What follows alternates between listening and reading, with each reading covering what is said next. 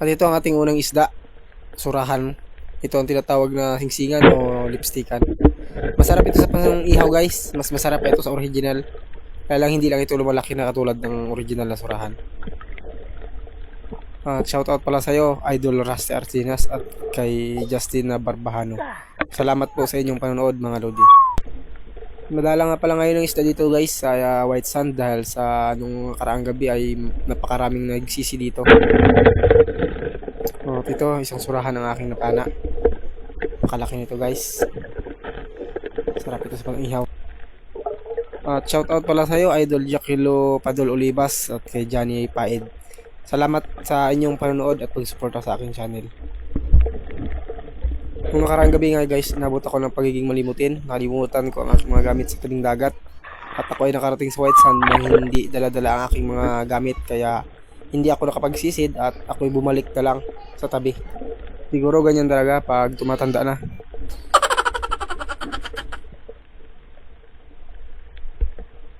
Ito, isang malaking surahan na nakasiksik. Buntot lang kita.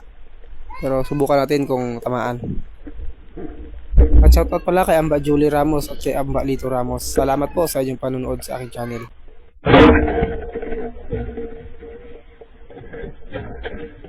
Shoutout pala sa iyo, Idol Tuto Dadilo Navarro at kay Mark Nakatalan na nanonood from South Korea.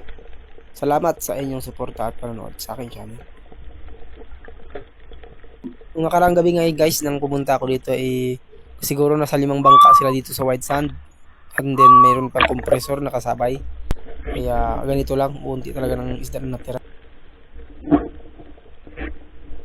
At ito nga guys, isang singsingan ang nakatago sa loob ng bato at hindi nga makita ng kamera dahil napakahirap nito. At hindi rin mapana kaya dinukot ko na lang. So ayun.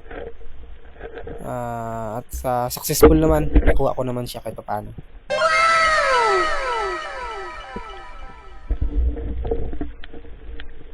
Shoutout pala sa'yo, Amba Marciano. Salamat po sa suporta niyo Amba at panunood sa aking channel.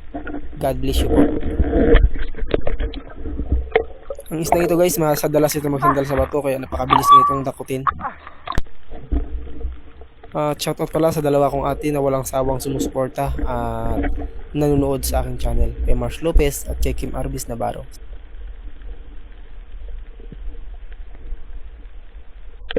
At ito, surahan, nakalabas ang uso. Try nating patamaan.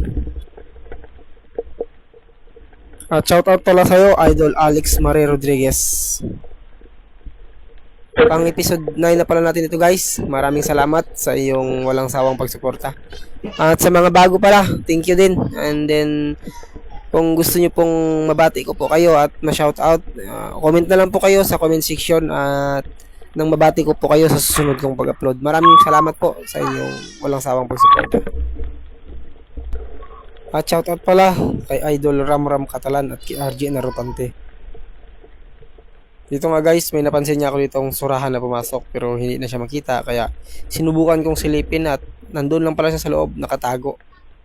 So ang hirap, hindi siya talaga ayan, nakikita nga siya Hindi siya maabot ng pana dahil nga masyado siyang nakatago kaya try kong dudukutin kung makuha natin. Pero I hope makuha.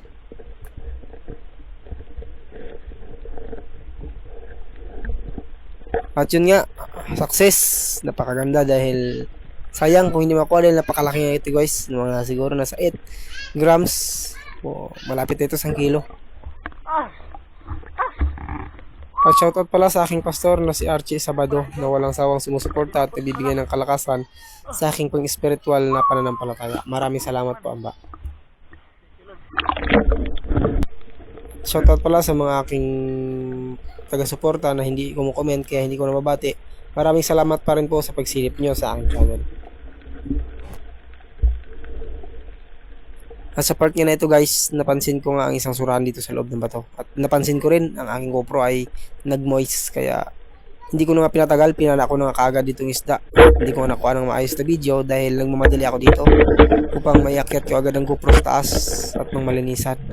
Kaya yung ibang mga napana ko nga guys ay hindi ko na nakuha ng video dahil iniakyat ko na nga ang GoPro upang ma-secure ang gamit dahil baka masira. At ito na ang pinakahuling na pana ko na nabidyohan ko guys. Hanggang dito na lang guys. So, maraming salamat po sa inyong panonood.